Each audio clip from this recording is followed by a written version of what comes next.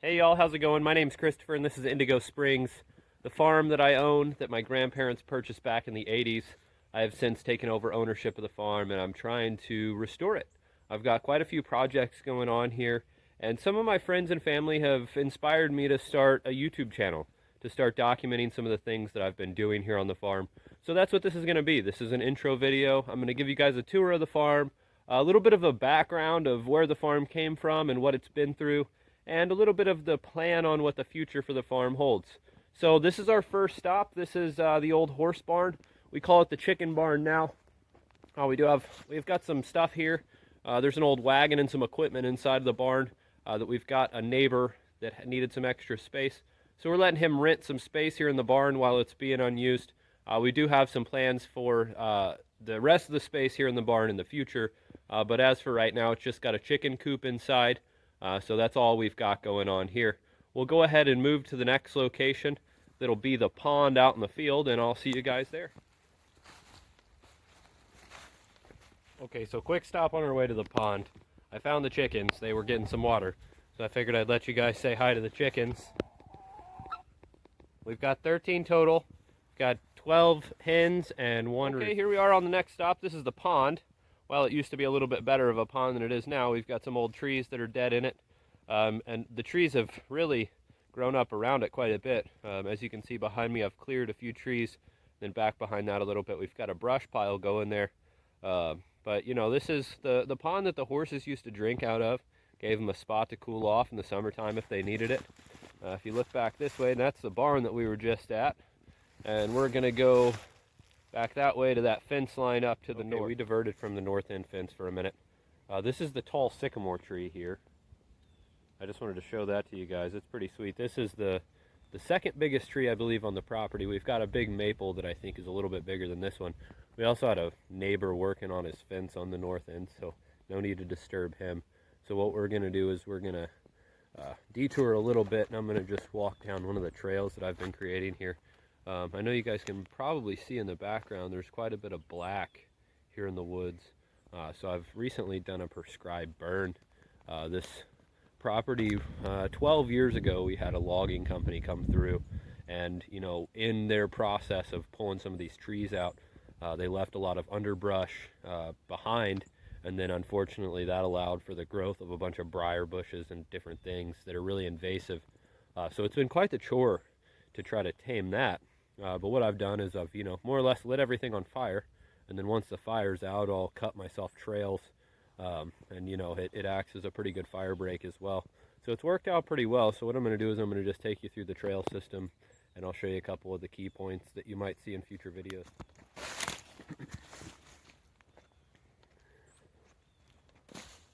Okay, we're at our next location, and for the sake of the detour, we're going to hop around a bit. So there's the pond over there where we were at just a little bit ago. And what you see behind me, you can see that there's a telephone pole there. It's got a power line on it. So that power line is part of the grid in this area, and it connects quite a few neighbors. So it provides electricity to a lot of people. And this tree line behind me, or that used to be a tree line, I've cleared this area now. Probably dropped around 30 to 40 trees total. And then this bunch behind me, this pile, it's more or less the briars and things that were holding on to the fence that outlined the pasture. So I've removed that fence, and now this is what's left over, and we'll have to burn that off, get rid of all that. But that's the next project. And what I'm going to do here is we've got this trail that I've started cutting back into the woods. I'm going to just take you down that trail for now. See the chickens down in the woods, their natural habitat, scratching around in the leaves, finding what they can find to eat. So as you can see right here, we've got the trail in the middle, and then we've got black on both sides. That's from that prescribed burn that I had just done. It really helped with you know, managing this landscape and clearing everything out. But that gives you a good visual of the trail that it leaves behind. It's really nice, actually. It's convenient for trying to, you know, make your property easier to navigate.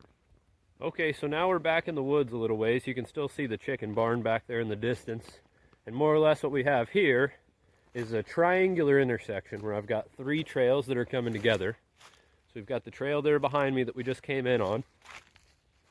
This trail here goes south, and then if we turn around the other way, go down the hill, that trail there will go north. So if we would have went north to the fence like we were going to originally, we would have came up on this trail.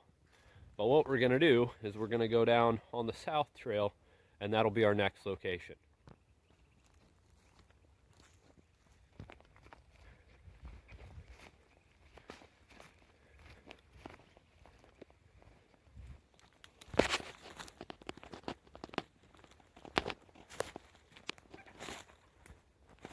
Okay, so we're at our next location. We've got another intersection where I've got a trail that's going up the hill there. And then I don't know if you can see through the trees back there, but that's the chicken barn again. So that kind of goes back up to the barn. My idea is I've made a big loop around the perimeter.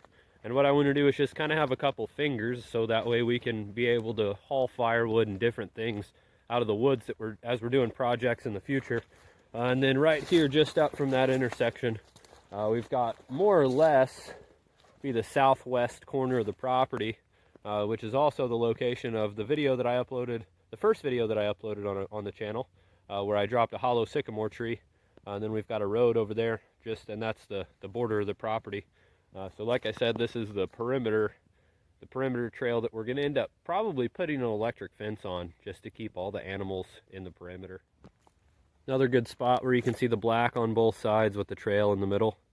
And then that's the chicken barn again up there in the distance. Okay, and this is the next location. As you can see, there's some gravel here underneath my feet. This is actually the side of an old driveway that my grandparents used to use. See, that's the road there. My grandparents used to use this driveway to load the horses in and out of the horse trailer up there in the barn. That's the chicken barn where the horses used to live. As you can see right there, that's a really big honey locust tree. That grew right in the middle of the driveway. So that's going to be a project in the future that we're going to have to get rid of that big honey locust. It's going to be quite the feat to get rid of it. It leans heavily towards the power line. So we're going to have to really work on a good cut plan to figure that one out. But this is the old driveway. There's a bunch of old briars and junk that's grown up. So that's going to be a project to keep clearing that. But we're going to go ahead and head up the hill now to our next location.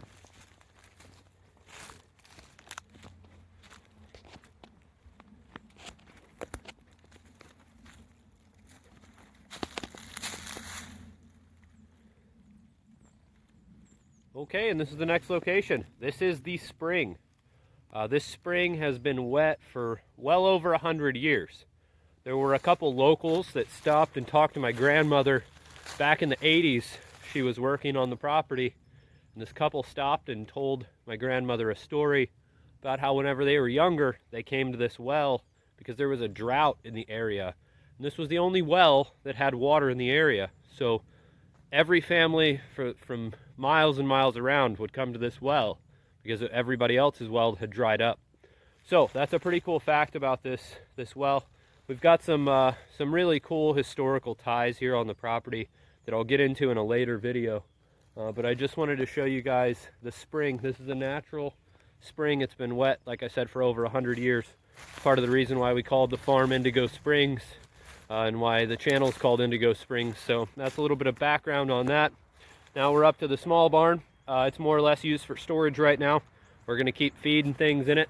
We'll probably end up putting some pigs in there eventually if we can manage that. I want to bring you right up the hill here.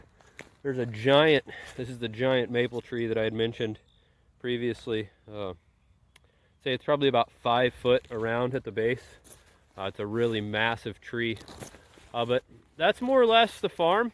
It's a good chunk of it, anyways. I know we missed the north corner because the neighbor was working on the fence, but it's more or less just a corner in the woods. You guys have seen woods before. Like I said, we're gonna get into some different things on this channel. My plan is we're gonna do some land management. We're gonna do some chainsaw techniques. How to fell trees, how to buck and limb a tree, how to cut up firewood, how to do those things safely, because like myself, I know a lot of farmers are in a very rural area, so safety is a big important thing. We have to keep in mind that, you know, like my transport time right now to a hospital is about 45 minutes by ambulance, so, you know, if I get hurt out here, I'm, going to have some issues. So that's one thing that I want to focus on this channel for sure, is farm safety. We're also a permaculture farm, so we believe in permaculture principles. We plan on eventually having this whole farm tied together, where every system works together for each other. That's the plan. We're earth friendly. We like to take care of the earth. We feel that we're stewards of the earth, and that our home is a sacred place, and we're meant to take care of it. So that's the plan. We do garden systems. We're going to do some animal systems. Really, it's just going to depend on what we can get ourselves into. So that's the plan for the future with the farm. I hope you guys are excited. I'm pretty excited. We've been working on this project for a couple years now, and I'm just now starting to document some of the stuff that we're doing here. So I plan on doing some pretty cool stuff on this channel, and I hope that you'll like the video. I hope you'll subscribe, because that's what YouTubers say apparently, and this is my intro video. So thank you guys for watching, and I hope you have a great day. I'll see you on the next one.